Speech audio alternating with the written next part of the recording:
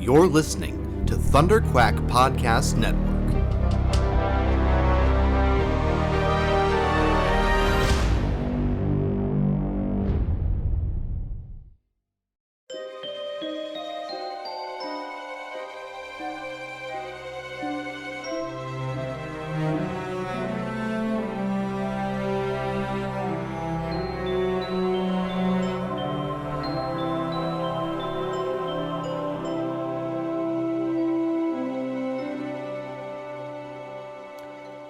Welcome back, everyone, to another episode of Metaphysical Fiction. I am one of your hosts, Karl Leclerc, and I am joined with the Captain Stephen Hiller of this episode. We got Michael Cohen to talk about some Independence Day. Oh, so you're just gonna take the Jeff Goldblum role? You don't even discuss it. And now that I think about it, that's actually a real bad missed assignments here, because I'm not I am definitely not David Levinson. If there's anyone in this, if that's either of us, that's you. And I would definitely be Captain Stephen Hiller. So I already messed this up. Listen. There is no movie in which Jeff Goldblum is even he's pretty hot in a lot of movies. This is his sexiest movie, in my opinion. And you know, like The Fly is definitely up there, but that goes south real fast. And he starts off blue and furry in Earth Girls Are Easy, but it's a major plot point in that one when they shave the fur off and it turns out that they're all hot underneath. Well, maybe not Damon Wayans, but sorry, Damon Wayans. I mean, he's no slouch, but it was Jeff Goldblum and a young Jim Carrey starring alongside them. So yeah, I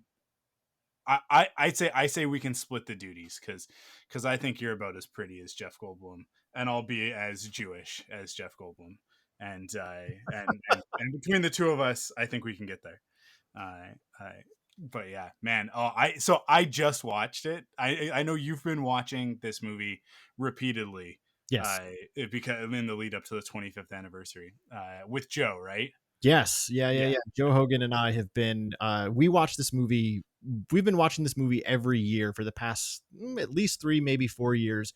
We usually start in June and watch it all the way up till the end of July multiple times. But because it was the 25th anniversary this year, which was on July the 3rd, July 3rd, 1996 was when this movie was released. So Joe and I decided last summer that this coming year, every month, we would watch the movie at least once. So we've watched it every month. But we probably watched it about 9 or 10 times in June, and we've already watched it 4 or 5 times in July. Not to mention the amount of times Joe has watched it on his own, and myself as well. We love this movie. I love this movie. And actually, he and I are going down. He put together a filming location sheet for Manhattan, for all the places they filmed this movie in Manhattan. And he and I are going to go down there in August and do the filming locations from Independence Day. It's going to be a great. You guys are adorable. Thank you. So Joe is the best, and if people aren't listening to Rebel Cells, Joe's been on with us this season to talk about Bad Batch, and he is just the best. Joe is one of the best people. This is just a shout out to Joe Hogan, who is just one of the best people on the planet. Just full stop. He's just an amazing human. He really is. But yeah, that's awesome. I love it. I was telling Crystal, and she was like, why are they doing that? And I was like, they don't have kids and they're not married. That's why. You guys have time. Question. Yes, valid question by a normal human. Yeah. You guys very have time. Accurate answer. Yeah. We have work to do from home, so that can fill the background the whole time. Yeah, for sure. Nothing else pressing for us. So yeah, but all that aside, I'm excited to talk about this movie.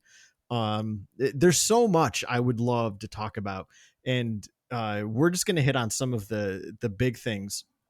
And the first thing that I want to hit on, though, Mike, is the fact that this movie came in a golden age of movie making, in my opinion. The mid 90s, everything was just so optimistic. Everything had a happy ending, right? It's so different from the movies of today. Even our action movies, right? They always have to have like a anti-hero, or, someone's got to die at the end, even if they win, right? Like there's such and obviously lots of people die in this movie, but most of them are just, right, like we know, like, oh my gosh, they leveled Manhattan, but we only saw like a couple characters with faces actually die in this movie. And it just ends with such a high note. I mean, it's a very uplifting movie. And, I think that in and of itself gives it such a endearing spot for myself. Actually, Joe and I, when we were watching it the other day, we were talking about, movies like Independence Day that really just leave you feeling happy at the end, right? Like you just have a big, stupid, goofy grin on your face at the end of the movie. And, like we talked about this one, and Ghostbusters kind of has that same effect. Like the Phantom Menace has that effect, in my opinion. So it's one of these movies that you can just have a lot of fun with. And even all these years later, for myself, this movie still just, it stands up too, and it really relit the love of the summer blockbuster, right? I mean, Jaws was essentially the first one, and then you had Jurassic Park, and then you had Independence Day. This movie came out 3 years after Jurassic Park, and when it came out, it broke all sorts of records for, making money. The only thing it fell short of, because up till that time, Jurassic Park was the highest selling movie of all time, and Independence Day didn't quite overtake it, but it was right beneath it. Up until 96, it was number 2, I believe. So it was wildly popular. And to me, a lot of it has to do with, again, that sense of optimism, that sense of we can do anything if we work together. I mean, it's an extremely naive look if looking at it from our modern day lens. There's a scene in the movie, towards the end when the Americans figure out the plan. They're going to, launch this virus and coordinate this attack via Morse code. And there's that scene in the Middle East where you have, Palestinian and Israeli soldiers working together. That movie, when it was released over there, was censored by Israel. They took that scene out, which is a little silly because it's like, you're literally missing the point. So, right? Like the whole point of this movie was to say there is nothing we as a world culture could not accomplish if we could set aside our, to quote President Thomas Whitmore, petty differences aside, right? And in 2021, that message is just like, oh, come on, you're just so foolish and naive. And there is some truth to that for sure. Like these tensions that exist throughout the world have long-standing history that you can't just dismiss overnight. But I think that's why this movie swung so big, because it's literally, what the hell would we do if we woke up one morning to a dozen 15-mile wide spaceships hovering over cities of the earth? And what's so cool, like that quick backstory, and forgive me if you already know this, Mike, but this movie was essentially created while doing the press tour for the movie Stargate, which Roland Emmerich and Devin Devlin, what a silly name, were working on together. And they kind of had this idea of like, hey, what would happen if we woke up one day to massive spaceships over the capitals of the world? And then they wrote a story around it. But like, to me, that's just like a fascinating and fun idea, albeit somewhat terrifying. And I think the whole point of the movie, the whole message was that really simplistic one of what would happen if we all worked together? What could we then accomplish? And that's really what this movie is about. Yeah, this movie is it's such a unique film for me, because and I know, like, we treat it every year when July 4th comes around, people act like, oh yeah, it's the whatever anniversary of when the aliens came, and we like pretend like it really happened. which like says to me that like my experience of it as a kid was not unique, but like my personal experience that I can say in my words is that like when I think back on the summer that this movie came out, this happened. Yeah. You know what I mean? Yeah. Like, obviously it didn't happen. Like, we know that, like, in reality, rationally, it didn't happen.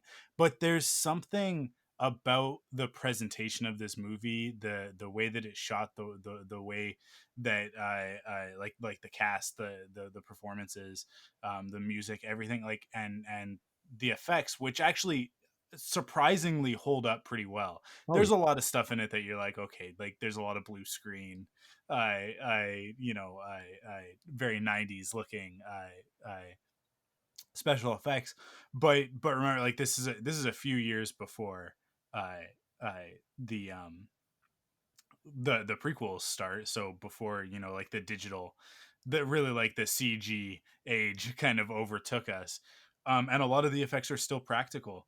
So there's this veritas to it that I think those shots at the beginning of the movie will always feel to me like that happened, like that really happened, like there's, and I think that you forgive so much of the silliness that happens later on in the movie once the explosions start, because that first, what is it, like, probably 20 minutes of the movie is handled so expertly, of, mhm. like, setting up, like just, like, when we first see the ship descending on New York, and uh it's still, like, smoking from reentry, basically, right? Yeah. Or from entry, I suppose, not reentry. But from entering the atmosphere, like, it's like on fire, and just, like, covered in a cloud, and just the reactions of the people and stuff like that, and then just, like, the visual of it over Los Angeles is just, I mean, even 25 years later, watching it literally on my iPhone Yeah. as I was getting other stuff done this morning, right? Like, I it's still, like, it's such a moment in time for me, and I think anybody else who was there. And I saw this movie in the theater that summer no less than 6 times. Oh wow. No less than 6 times. As a matter of, like, I saw it.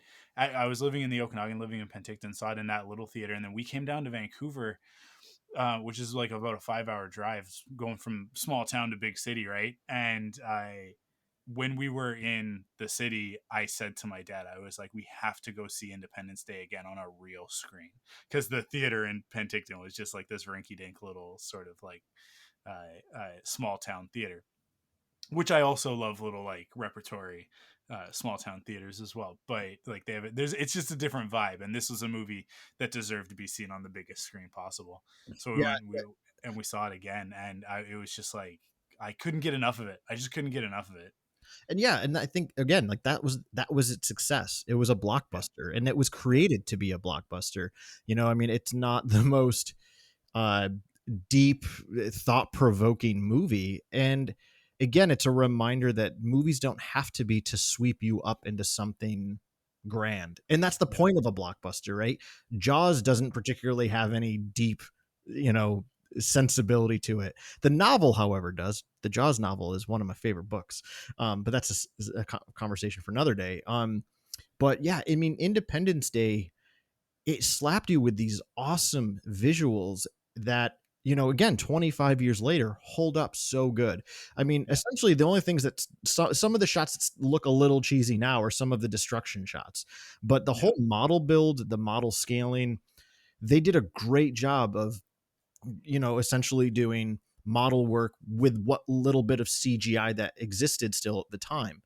Um, but yeah, it was an event, like you said, and I was actually really disappointed that not one theater around me, not even the drive-ins, played it this summer. For the mm, 25th, and it makes me wonder what its staying power is. In all honesty, it's like, okay, well, I know I still love this, and I've got some friends who yeah. still really love it, but I'm curious if maybe others just don't think of it that way, which is fine. Yeah, I think, similarly in a way, to the special editions as well as the prequels.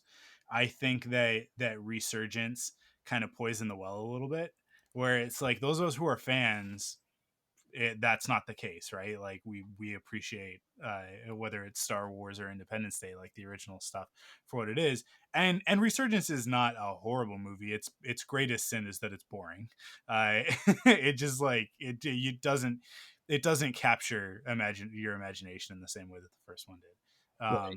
Well, and But like I do think that like having a mediocre sequel, however many years later that was, what was that, like 20 something years I later? think Because it that was 20 years later. Yeah. was it 20 years Yeah. later? That movie. Yeah, it's I do think that sort of like wiped that nostalgia clear for a lot of people.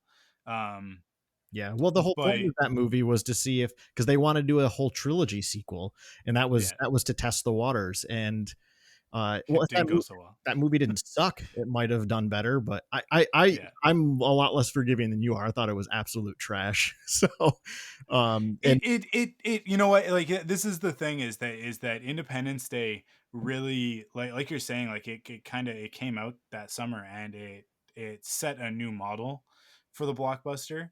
It made Will Smith, like it took him from yes, even more of a household name to like being one of the biggest stars on the planet. um because I mean, Fresh Prince of Bel-Air had already been on for years and was hugely popular, but and he'd obviously been in plenty of movies and stuff like that, and had some really great roles. But this is the movie that really like rocketed him into superstardom, and then followed up with Men in Black the next year. um but but so many movies came after Independence Day to try and be Independence Day, like to try and, come for the crown. yeah, And in my opinion, the only movie that ever has come close is a movie that is almost beat for beat like the same plot, but in a very different context, and that's Pacific Rim. It like they Pacific Rim borrows a lot from Independence Day and then mixes it in with giant robots and kaiju, right? Like but in terms of like, the destruction and stuff like that, and the rah humans fighting back together, it's all like, and a nuke at the end that, it's just like, it's very similar. It's all very, very similar. well, Um, really, but like so many of even Roland Emmerich's movies don't come close to this. right. It's so interesting how like even he couldn't recapture whatever special sauce this movie had. And I honestly think that it was just a combination. It was no one thing. It was the I think the screenplay is actually a fantastic screenplay for what the movie's trying to accomplish. I think it has a lot of heart, Mm, even if a lot of that stuff is like hokey by today's standards. I I love the message that's in it. I think that you have like the three leads of Bill Pullman, Jeff Goldblum, and Will Smith, like really like at the top of their games, in my opinion. Um, like you can't beat that. The special effects being where they were, like it's the peak of physical effects, really, only to be surpassed by Star Wars. And then the music is just like, man, oh man, is the music good in this movie. And that is always the piece that is all. I think with everything that we ever talk about, like it's always going to come back to, like, did it have a soundtrack? Like, did it a soundtrack that, like, can you oh yeah, hum the tune, sort of thing? Because if you can't, you probably forgot the movie, right? But yeah, if it's got that, right, like that's, to me, that is the most important piece to a blockbuster movie, more than anything else, because anybody can do visuals, anybody can hire the biggest stars, throw money at it, right? But if you don't have a genius composing your score, then just give up, right? If you're gonna phone in that score, here's a great example. Black Widow just came out. The score, completely forgettable in my opinion. um I Whereas like with the main theme of Independence Day is, it's one of the greats, yeah. it's I it gives I you all the love the vibes. music. I've been listening to the soundtrack. I rebought the CD to listen to as much as I can at home. I mean, it's also on Spotify, but the music's by David Arnold, and it's a phenomenal score. And I try to remember what year Tomorrow Never Dies came out. I believe 97 or 98, because David Arnold did the music for that. I think he did a lot of the Bond movies in the mid to late Mm-hmm. 90s. And it's essentially like the romantic theme of Independence Day, which is the theme typically played between the president and his wife, or between Will Smith's character and Vivica Fox's character. But that romance love theme is almost the exact same romantic love theme for James Bond and Terry Hatcher's character in Tomorrow Never Dies. That's it. Which I love the score to that movie as well. But yeah, no, I totally agree that the scores need to be memorable as part of a blockbuster hit. And I'm kind of with you. I've been watching a lot of Black Widow and I really like it, but that is one thing. There are a few pieces that are really good musically speaking, but the majority of it is definitely like it's just there. You know, it hits good a couple of times, but it never, to me, like that, not to talk too much about Black Widow, but it never hits like that emotional resonance that something like the Independence Day main score does, or Star Wars, or Jaws, right? Like when you really think of like the great movies, like they really rely a lot on music. right. Well, But yeah, I'll say this just in Black Widow's defense. I would say of the 22 Marvel movies, the only real memorable musical stuff to me is the Avengers theme itself and Thanos's little motif. The rest of the music, I mean, there is good music scattered throughout, don't get me wrong, but there's nothing like super elevated. And this again, we're getting way off topic here, but I credit that to what Hans Zimmer did to score music a while back, and essentially turned it from being thematic music in the school of John Williams and turned it into like ambient music, which is it's more about just setting the scene, right? Yeah. Which is, so it's fine in the movie, but it never works quite as well when you're listening to it. Like I actually listened to the Black Widow score the other night and I was like, yeah, there's really nothing on here. Like there's a couple songs that I enjoyed, but overall I'm like, there's nothing here. But dude, when I throw that Independence Day CD on for 48 minutes or however long it is, man, I am feeling that music, man. Well, it brings you back to the moments, right? Absolutely. Like it ties into the emotion, and that's what good leitmotifs and themes do. Yes. Right, is they tie you back into the emotional state of a character or the story, or like bring you back to a plot point. And that's why the Avengers theme works really well, because every time you hear the Avengers theme, it takes you right back to the first time that you saw the team assembled, right? Yep. And you know, they do the circle around, Yeah. and so every time they call it back, it takes you right back there. And it's to say, like, that's what Star Wars does. That's what it's what all these great things do. Yeah. And I mean, John Williams with the leitmotif for Jaws. I mean, it's two notes. Yeah.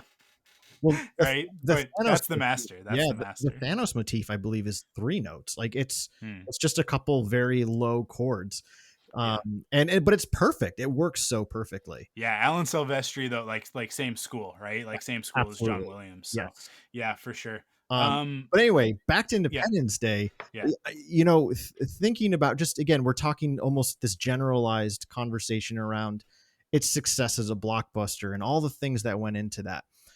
And, you know, I love your point about how, you know, Roland Emmerich never quite recaptured that magic in anything else. I love his movie Day After Tomorrow. Again, that's a very maligned movie, but again, came out during the midst of like a real big global climate awareness. And again, the science is ridiculous, but it was just trying to get your attention. And I love it just for its visuals. But all that to say, nothing quite was what Independence Day was. And I'm curious, like, so based on what we've already talked about, to me, I think what made this movie work so well is because it really was born out of this just really impulsive, creative, fun idea, right? Which I imagine those are lightning in a bottle ideas, which again is just while doing this press tour for another sci-fi movie of just asking the question, what if this happened? And then writing a story to have fun with that, right? I feel like that's probably why this worked. That's why Star Wars worked. That's why Jaws worked, right? You had these imaginative forces that just knew like, this is going to be a great, fun, horrifying story in the case of Jaws, right? And let's make these happen. I think that's, again, what really works and why this blockbuster was so successful is it was born out of a very straightforward, fun idea. Yeah.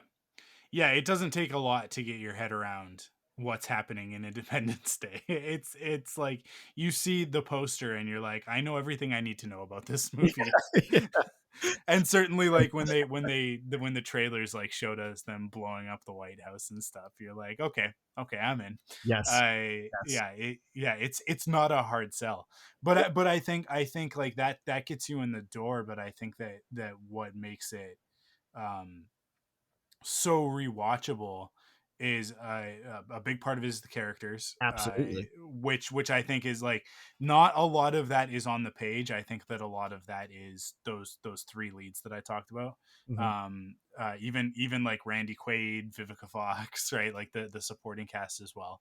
I really like elevating the material that they're given, but I do think that like that third act beginning, or I guess really the second act closing out with the president's speech and it being a message of it's a message of peace, but it's a message of peace that says let's go beat the crap out of some aliens, which is like this cool juxtaposition of like it's very 90s. It's so quintessentially 90s.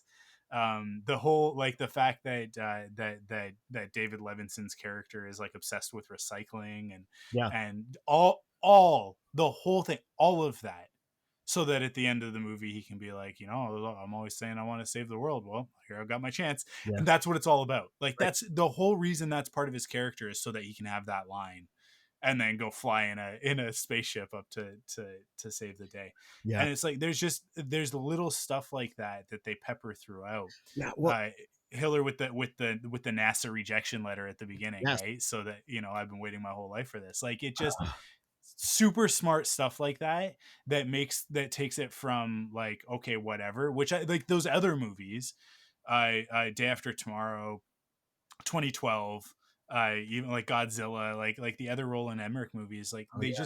they don't have that. Yes. They don't have those pieces to them, and I think that a lot of that's just the screenplay.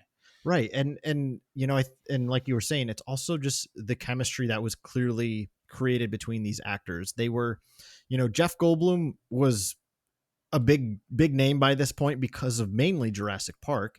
I mean, literally reusing the line "must go faster," at the end of the movie. But like you said, this was Will Smith's breakout role. Like he was already like people knew who he was because of Fresh Prince. He had just been in Bad Boys, but Bad Boys was targeted to an older audience, right? Well, like older teenagers, right? Not children. Whereas Independence Day was for everyone. So and just the way they bonded, and so much of the dialogue at the end of the movie between Jeff Goldblum and Will Smith was improv, just in the moment, which was very clear. Like it was just letting these great actors work their craft. And they knew what kind of movie they were in, and they had fun with it. And to me, that was the biggest drawback of the second one is just, I didn't care about any of the characters. It didn't work. The new characters just didn't work for me at all.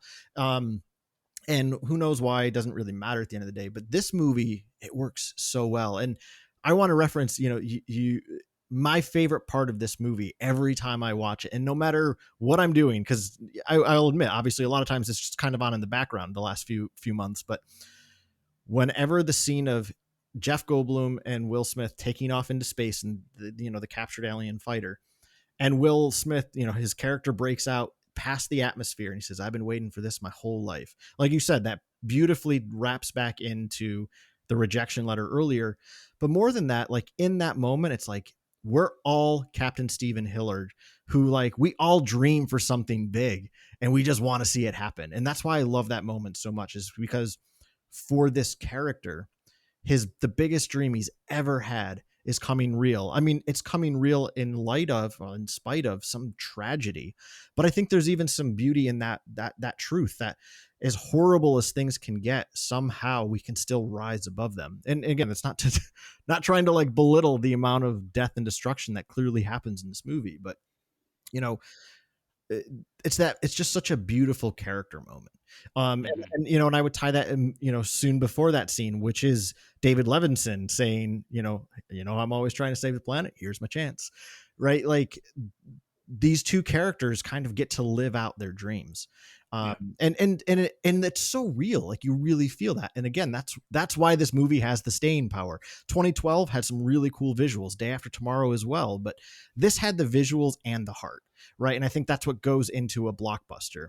That's the truth of Star Wars, right? Star Wars was a swashbuckling fun adventure in 1977, but people went back 20, 30 times because there was something deeper too, right?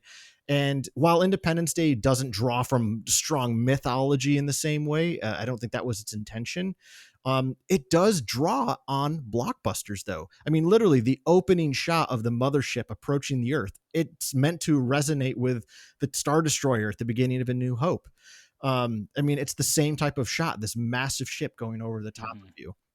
When the fighters are going against the an alien ship the first time over Los Angeles, and Will Smith's wingman, played by oh my gosh, I'm blanking on his name, Harry Connick Jr. Yeah, and he just says, "Holy God!" I mean, that's literally Wedge Antilles saying, "Look at the size of that thing." I mean, it's meant to be the same. Well, and later on, when they launched the attack and the missiles all get through, and then when the alien fighters show up, like for their counter attack or whatever, like to meet them, they kind of just appear almost out of nowhere, which is very much Return of the Jedi. Yep, right? exactly. Like they're just flying. It's so that moment. Yeah, exactly. It borrows so much of the visual, the iconography from Star Wars. It's funny to watch it and be like, but then it also borrows from Close Encounters of the Third Kind, right? Which is the opposite of this movie, where it's like, well, the alien mothership comes down and then they have like a nice little chat with them, and it's peaceful and everybody's happy and it's great. And there's the whole like the burr, burr, burr, burr, burr, like, and it's like the lights and the sound and whatever. And we get the welcome wagon helicopter that like with the lights on it, and it's not played up as like as sweet and kindly as it is in Close Encounters, but it's very like it's intense. It's very like Michael Bay-esque, of like the choo, choo, choo sound of the lights. That lights no lights make that sound. But they do in movies, especially movies like this. And then they just get blown up. They just like these. We don't even see where the shots come from. Like there's no explanation for like, oh, there's like turrets or something inside there. No, it just opens up and then just like blaster bolts like come out and blow up the helicopters. And you're just like, oh no. But I love how the movie likes to play with this idea of like, maybe they come in peace, when it's like everybody in that theater saw the trailer and knows they don't come in peace. Right. I love it when movies like try and pretend like you don't know anything about it. Like this is going to be a surprise. But like you were saying earlier, that the first 25, 30 minutes of this movie, the way they just ramp up the tension while also interspersing the character moments, right? So like you really, I mean, at least I do. I feel like they genuinely put in the work to make you care about these characters before the aliens attack, because once they attack, it's all just a response movie to that. So, you and even in the character moments of how they respond to these tragedies, we only care about that because of the work put in that first, 30, 40 minutes of the movie. And again, like, I think, the simple connection between President Whitmore and his wife, played by Bill Pullman. I don't know the actress's name. My apologies. I'll pull it up. Thank you. But like they have a couple little phone conversations, and they immediately introduce this thing about liar, right? Like he tells her mistruths to try to spare her, and she doesn't fall for that anytime because she knows him too well. And it's a simple little thing like that where you're just like, yeah, these two really love each other, right? And then Mary McDonnell is the actress. Thank you. And then when she passes later in the movie, and you have that tender moment between him and his daughter, is mommy sleeping now? Yeah, mommy's sleeping. And the way his daughter almost embraces him, like this is the first time where he's almost being cared for by the daughter. I mean, it's a beautiful moment in my opinion. And when I'm watching it not with Joe, I usually tear up. Joe always laughs at it, but I friggin' love it. So he doesn't laugh at it in a malicious way, but he doesn't think it works. But I disagree. I think speaking as a father, like that, it works. It works. Yeah, it definitely works. Yeah, because he comes out there and he doesn't have the words, right? He doesn't know how to tell his daughter what has just happened, and she says that, and he says yeah, and then kind of like starts to break a little bit, and she picks up on it, and just like they just hold hands, and it cuts away. I think it's an incredibly effective moment. I think Joe is just a heartless, soulless. All that nice things I said about him, I take them all back. Yeah. But again, to the point you made earlier, like this is a moment where the score really comes through to give you that emotion too. Yeah. It's a beautiful musical piece in that scene. That little girl played by Mae Whitman, which I always love pointing that out to people, and then they go, wait, what? Mae Whitman? Like from and then you can name a million things that Mae Whitman's been in now, like Parenthood or Scott Pilgrim or whatever. And it's like, yeah, that's that little girl is Mae Whitman. I think it's one of her first roles, actually. I think she was kind of around a lot in a lot of like 90s movies at that age, but that might be one of her first major ones. Yeah. Well, I said earlier that this movie doesn't draw deep on mythology, and that's for the most part I would say true, but I actually am dismissing kind of an important part of the mythos of this movie at its core, which is ultimately aliens, right? Like this has been a big thing in the US since the 50s. And just like a quick background on this, because I've got really into like it's called like UFOlogy. So one of my favorite classes in college was occult religions, and one of the units we looked at was UFO religions, and typically they arose around Roswell, New Mexico, and everything. But it's interesting because the time of when all that stuff happened, when this became part of the American culture, this conversation around extraterrestrials and UFOs and, interdimensional or otherworldly beings visiting Earth, to me, it was kind of America's response to the nuclear age. For the Japanese, that was Godzilla, right? They talked about, the results of being nuclear bombed by America, which, by the way, just to remind everyone, was despicable and disgusting. I think it's still gross that we like laud that as a victorious moment when it was mass murder, but whatever. That aside, the Japanese created this character Godzilla to talk about this horrible act created something terrible. And in an interesting way, I almost feel like America's response to the nuclear age, and maybe actually owning up a little bit to the fact that we did something disgusting and deplorable, was this idea of, an alien, a superior alien race visiting our planet, because it's like, oh, we better keep an eye on these fools. They're going to kill each other, Yeah. And to me, it's like, that's part of the American mythos it was this era of danger and worry. And obviously in the 50s, you have the Red Scare going on with, this massive American political conspiracy around communists under your bed, and they're going to corrupt you and kill you. Right. So in the 50s, there was a profound lack of trust in the government, as there shouldn't have been, leading all the way up to Richard Nixon, in the 70s. So, this UFO stuff, it's really about not trusting the system that's meant to keep you safe and says that it's going to keep you safe and says that it cares about you, right? Like it's hard to make sense of that after things like this, where we're developing nuclear war, we're developing scare tactics to keep people in their place. Let's not forget that we had internment camps for the Japanese, right? Like we did some pretty deplorable stuff from the 40s through the 50s. And today we somehow mark that as like the golden age of America, which is all sorts of messed up. But, all that aside, right? Like this movie does dig a little bit into that, right? The government did know all about it. And what's interesting is you've got the president, like President Whitmore, who in my opinion is meant to be a little bit of a Bill Clinton type figure, right? This movie came out during Bill Clinton's time in presidency. And, I was young at the time and I didn't know a tremendous amount about politics, but from what I come to glean from things in his time in office, he was a heck of a compromiser, and a lot of people hated him for that, but I think that makes a really good president. I don't want an extremist from either side ruling. Like that's never a good thing, because you're always forgetting somebody by doing that. So, to me, he's debatably the best president in modern America. I know people will probably take issue with that, but he's a hell of a lot better than Reagan, who sucked. So I'm just saying that because I know there's a lot of psychos that love Reagan. But he was a pretty deplorable human being. But Bill Clinton was known as this compromiser, right? He tried to work with both sides, and that's what this movie's all about. That's what Bill Pullman's character is kind of embodying. He's at the beginning of the movie, it's pointed out that he's kind of a failure because he's trying to compromise too much.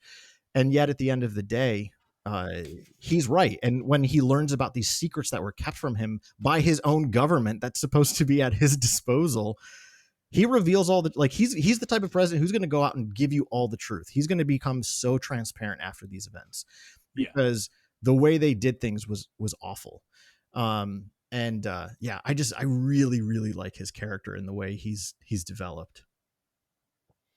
Yeah, absolutely. Yeah. He is definitely meant to be. I mean, he's a bit of an amalgamation of a few things, right? Because like the fighter pilot part of him and stuff is a little bit more. That's a little bit more of like a Republican dream. Yeah. Of like, oh yeah, president who can also fight. It's like, okay, relax. By the way, there's never been a Republican president who did that in modern times. Well, I mean, like, they love their fallacies. But not to get too political. Yeah. But yeah, I do love the way that the Roswell stuff is woven into this story. Brent Spiner's whole character. Yeah. I love the line. It's so good. They don't let us out much.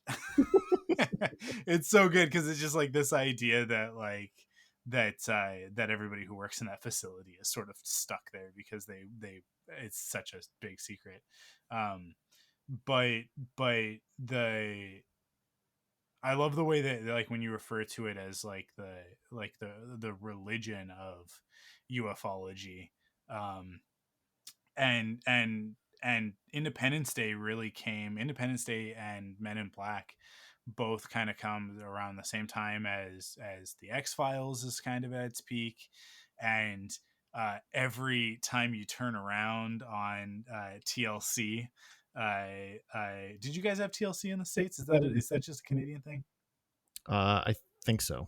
It's okay. I don't remember. I think there's an analog to it in the States. I can't remember what it is, but it's like TLC was like the crappier version of the Discovery Channel. Like Discovery was like actual scientists talking about actual science, and then TLC is a lot like what the History Channel is nowadays, where it's like, oh, it's early reality television before we called it reality television, and then these weird specials on things like UFOs caught on tape. And I mean, like, that stuff was on Fox as well. Like, it was all over the place. But we were kind of, Independence Day came out right at the peak of all of that UFO conspiracy stuff.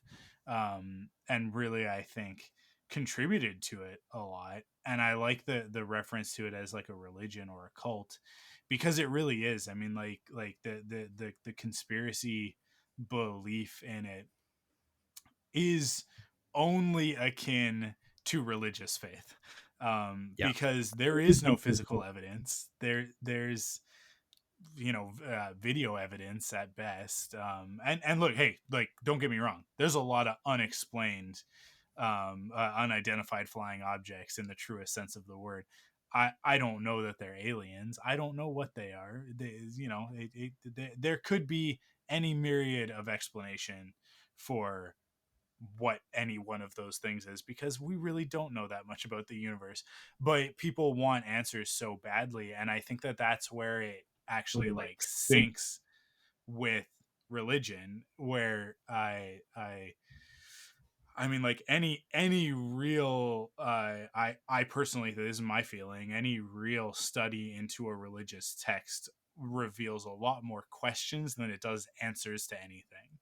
And exploring those questions is the path to being a better person. Right? That's I Christ was probably a very difficult person to have a conversation with, because he never answered anything. He only ever like referred to things with allegories, or shot you back another question, right? Like, so it was like, can't you just answer a single thing? But like, that's most religious figures in history kind of spoke in that way.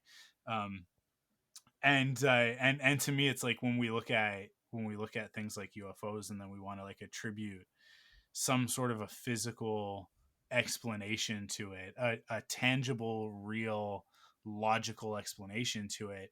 It's very similar to what I see from people in the church who want to take uh, uh, segments of that book, of the book of the Bible, that are very clearly meant to be allegory, even from the Old Testament, and that Jewish people will tell you is allegory, is not factual. And they just want to like put fact to it, right? Oh, It's yeah, the same. there's a simplicity in making it literal, but there's also Yeah, tremendous danger in that simplicity. absolutely. Yeah, absolutely. And so I think that like, um they have fun with it in Independence Day, Yeah. but you have to remember that like around the same time as this movie, we were getting stuff like Fire in the Sky, Is that which Nick was Cage? No, no, no. sorry. No. I'm sorry. I'm thinking of a different movie. But yeah, Fire in the Sky. We watched that movie during my class because it's about that supposed real, person who was abducted by aliens out in like the, Yeah. podunk part of America. And I remember the abduction scene. It freaked me out. I actually had a nightmare that night. Oh, Fire in the Sky is a terrifying movie. It really is. It really. Yeah, yeah, yeah. And I like you talked about like that, the 1950s UFO, the day the Earth stood still type cultural phenomenon that happened then, and its connection to both. I think you're absolutely right, to nuclear warfare, as well as the Cold War, right? The resulting Cold War, Yeah. with Well, Russia. and I think, even so, that the fanaticism that has come about because of, supposed alien sightings and alien abductions, Yeah, the scene that captures that kind of fantastic uh energy is actually the friend of Vivica Fox's character, who the yeah, character's name I believe is Tiffany. She's also in Saved by the Bell, the college years. yeah, But when she goes up to the roof, right, and you see all the people with their, like welcome, make yourself at home signs, or the woman yeah, on the news is like, oh God, I hope they bring back Elvis, right? Like, these, yeah, they're obviously playing with the tropes of who they believe these people are. Right, in American culture, these people are all considered nuts, right?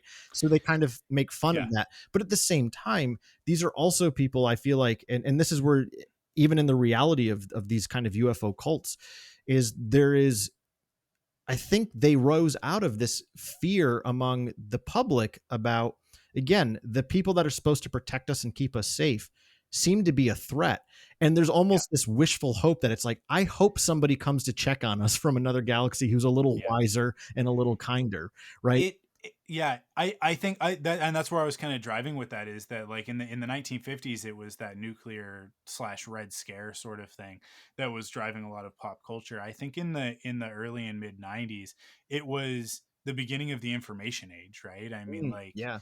The internet satellites was that becoming could a thing. take pictures, and so I think that it hit the pop culture zeitgeist as a result of that, because we were all the world was getting smaller, and we were all connected, and we started to learn, hey, the government is watching everything that you do.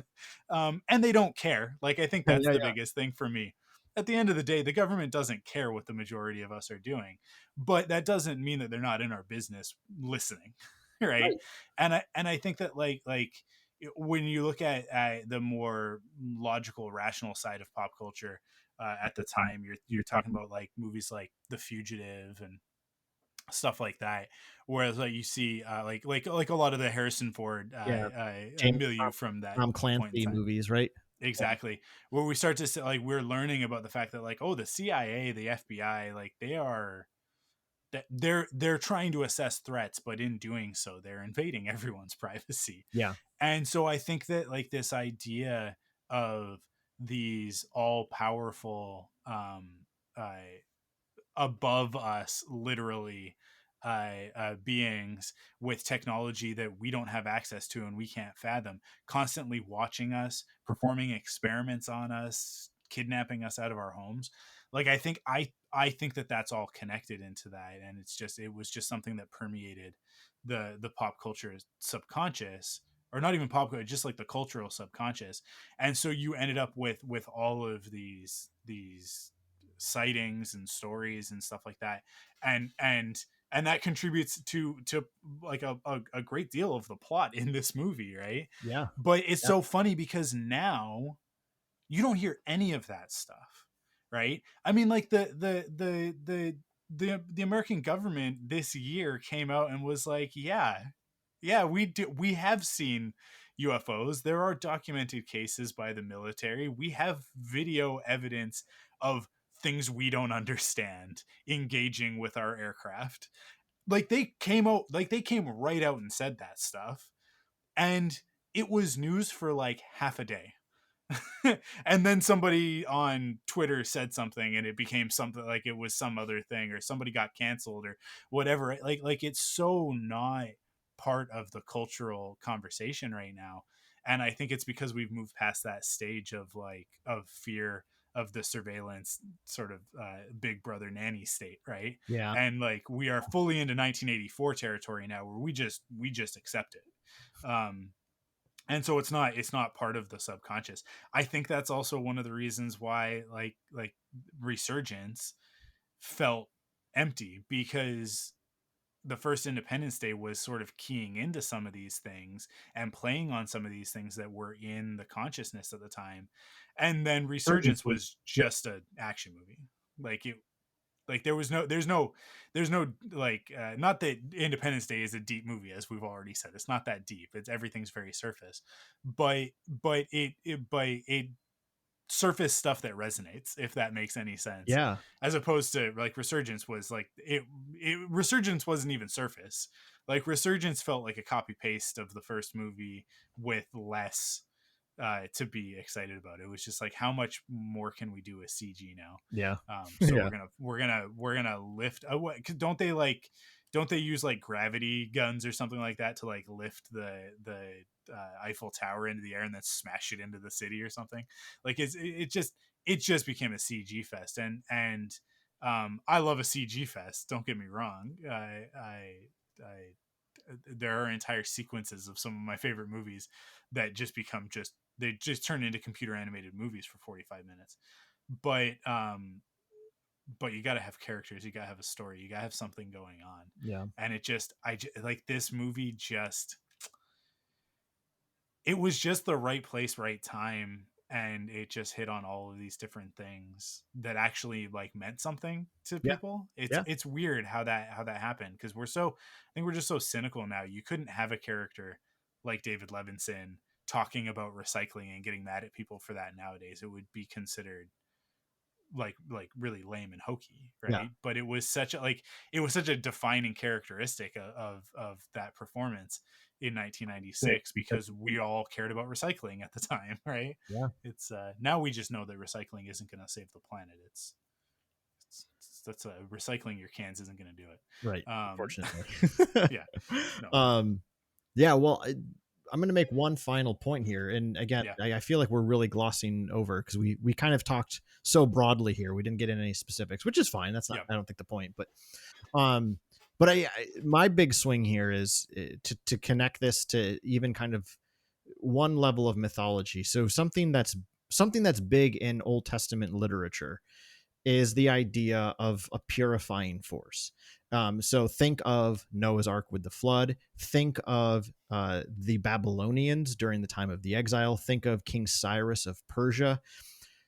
The Old Testament is full of these stories, and again, it's a different worldview. So I want to preface with that really quickly. It's a different worldview where they're open to the fact that God is completely in the bus, steering where history shall go, and God can do whatever they think is necessary. So in a modern sensibility, what I'm about to say is not usually people are like, oh, this is terrible, but you have to understand the context out of which these stories were being written, which is, again, God is in control and is doing what's best. So in all of those stories, God allows destructive forces to purify the unjust, to purify the injustice of Israel. That's kind of the point of the whole exile story with both Babylon and then again with Persia. Those were all historical events. There's no doubt about that. Those were historical events. The job of a scripture writer is to make sense of them in the lens of one's faith. And in the context of those stories, they saw those events as God's way of purifying the injustice that existed so rampantly in Israel. So in an interesting way, this movie kind of does that as well on a global scale, right? The world is not living in balance. There is just tremendous strife, conflict, war, violence. So there's this outside force that comes in literally by shooting fireballs at us and purifies the world. Now, again, is that is that the best thing in the world? Like, tons of people die. Of course, that's horrible. But in a very grand mythological biblical story, that's what's going on here, is that, again, this is me like superimposing an Old Testament lens here. So if you're not even a person of Judeo-Christian belief, this will mean nothing to you. And I apologize for that, Reed. But it's essentially like saying, God didn't send the aliens, but God worked through their destructive acts to bring about a more just world, right? So it's not to say that God sent them. So biblical authors usually will say God sent them. I mean, literally, the Noah's Ark story is God sending a flood. It's God's direct action, right? Yeah. You had evangelicals react that way to Hurricane Katrina, saying, well, God allowed this because New Orleans is a city of sin. God is purifying it. I don't think that is actually how God works. I think the reality is that things happen in our world and God always responds to them. Here, I'm sorry, I'm getting a little preachy here, but Katrina was really, to me, it's a reminder that the natural world is being so messed up by humanity that the natural world is fighting back, and that's always going to be destructive. But I feel like God's hope is that we might try to live a more balanced life in harmony with nature, and we choose to continue not to. That's really what the pandemic was ultimately too, is our lack of care for the natural world. The natural world is trying to defend itself. So until we can start to be a little more in harmony with it, these things are going to keep happening. And I think the wake up call a lot of folks are missing. I'm sorry, I totally got on a soapbox here, but no. I think to just like to steer it away from the Judeo-Christian ideology and bring a little bit of Taoism into it, like and even which always then ends up connecting back into the Force in Star Wars for me. It is about balance, right? And the world, like a Taoist would look at Katrina and say, yes, that happens. Right? Like, is it good or bad? It's neither. It happens, right? Is it the result of human action? That's difficult to answer, right? Is it a scenario exacerbated by climate change? More than likely, yeah. But and us living out of equilibrium with the world that we're a part of, right? But I do think Judeo-Christian beliefs, particularly the Judeo part of it, God was not altruistic and happy and nice in the Old Testament, in the Jewish belief. God was just to be respected, feared, and admired, right? Above all other gods. It's a very different relationship than the Christian relationship, which is with Christ, who came to say, like, actually God loves you, right? Which reframes a lot of that stuff, and you hear a lot of like in Christian circles, there's a lot of like, but what about Job? What does that mean? And it's like, well, it meant something very different to Jewish people. Because it's really about like, suffering is going to happen, and God is responsible for everything, so he's also responsible for suffering, right? But like I said, like that the Taoist belief, that sort of more Eastern belief, and really like enlightenment and harmony is getting to the point where you can just accept in a very stoic way. And stoicism isn't a be all end all. I think some people look at it that way, but in a very stoic way, just being able to look at an event, at a catastrophe, and to say this happens, right? In order to have life, we need to have death. They go hand in hand. I mean, like the very act of being alive is a destructive act. And dying is actually peace. Like that's that yin yang balance. So like I would love to see like a Taoist perspective on a movie like Independence Day, which is much more like, yeah, the it's not just the planet, it's the universe, it's everything, Mhm. right? Yeah. And here comes this destructive force, and what does it mean? It doesn't necessarily mean anything. It just is. It exists, right? Yeah. So yeah, and I only dabble in Taoism and Eastern beliefs, so I would love to have a conversation with someone who actually has that wisdom more than I just borrow that wisdom.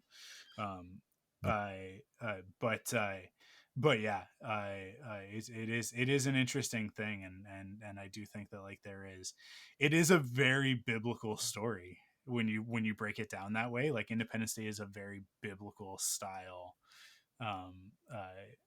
Sodom and Gomorrah, the Great Flood, even like when we talk about like the Ark of the Covenant, right? And that it could lay waste, or like when we talk about the walls of Jericho and stuff like that, right? Like there are so many stories in the Old Testament that are just like God's awful wrath, and yeah, I think that's a perspective that's lost on a lot of people in this day and age, because we just want it to be um, Jesus laying in a field with a lamb and a lion and a rainbow over top of him, right? On the stained glass window, and it's like, yeah, that's part of it. That's part of it too. Yeah. But it is balance. It is Yeah. balance to me. Yeah, well, and that's really the presentation of Old Testament God gets a bad rap. It's like, oh, he's just mean and a punisher. It's not true at all. It's actually it's a very creative God who's trying to figure out how to make what's best for humanity exist. That's really that story, and it's being written by people in a very violent culture. So there's a lot of violence to that story. But again, like my sensibility is that it's not quite as directly God centric as they might think, but they I mean, it's no different than Greek mythology or Norse right. mythology. It's like these things are happening. We don't have science to explain it, so we're going to attribute everything to a god or gods, right? Oh, that a thunderstorm rolled through and burnt down the forest. Thor must be angry Yes. about something because it's out of our control, and ultimately Right. like that's and I think like when you get down to the nitty gritty of why a movie like Independence Day resonates and lasts as long as it does, is that it hits on those same beliefs. Yeah. Like I said about that alien stuff, is like this idea of the big brother nanny state. It's out of our control, can't do anything about it, so we create mythologies around it to try and explain our feelings, Yeah. right? And Independence Day hits on that, and it gets like all of these fears that we have, but then answers that with, and everybody at the end of the movie gets together and defeats the opposing force, which is something that that we don't get that in real life, right? We don't all get to come together at the end of the day and defeat the opposing force. It's a never-ending battle, to quote Superman on that one. It's an everyday thing, and it's very much the misinterpretation of Luke Skywalker in The Last Jedi, where it's like, but in Return of the Jedi, he threw down his lightsaber and chose the path of nonviolence. Yeah, and every single day he woke up after that and had to continue choosing that path. Yeah. You don't just choose that path once; it forks every time you're confronted, and I like that's reality. But in our stories, we crave finality, we crave closure.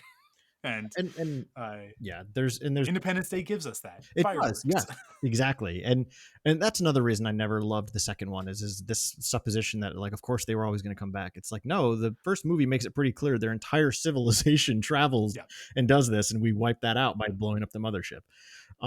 But yeah, I mean, that's, again, at the end of the day, what this movie really accomplishes so well is it really is about this, it's very much still our world today. It's a very,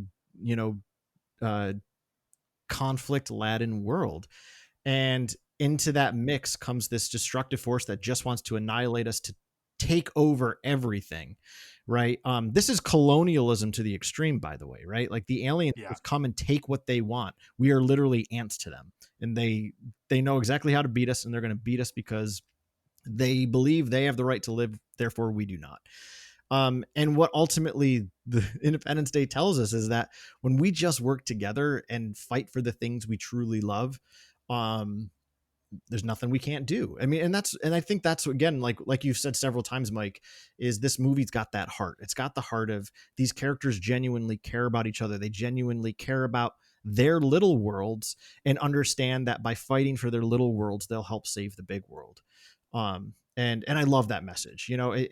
That's why it ends with such a high note and such a happy ending. And I think that's the perfect way to end this. Absolutely. Awesome.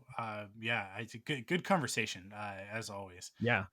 And it was maybe a little tiny bit of a longer wait than we wanted. We'd switch some stuff around and that sort of thing, but whatever, it's here. You guys got it. We're a couple weeks after Independence Day, but that's okay. Yeah. It's as you have proven, with this conversation and with your actions, along with Joe, it's never not a good time for Independence Day. So that's right. Thanks for everybody for listening. I'll be back next week with what is next week. I think next week will be Off the Record. So that's the exclusive Patreon Thunderquack episode. So go over to patreon.com/Thunderquack and kick in over there to get the I think it's the $5 level. You get the exclusive episode. But what are we doing next? Do you remember what we put on the calendar? I don't, and I don't know that we put anything on the calendar. So okay, you'll be excited to hear what it is when we come back next month. yeah, we'll figure it out. It out. We got 4 weeks to figure it out. Yeah. Awesome. Thank you everybody for listening. And we'll see you on the next one. Metaphysical Fiction is part of the Thunderquack Podcast Network. Head to thunderquack.com for more great podcasts, or follow us at ThunderquackPod on Twitter and Thunderquack Podcast on Instagram.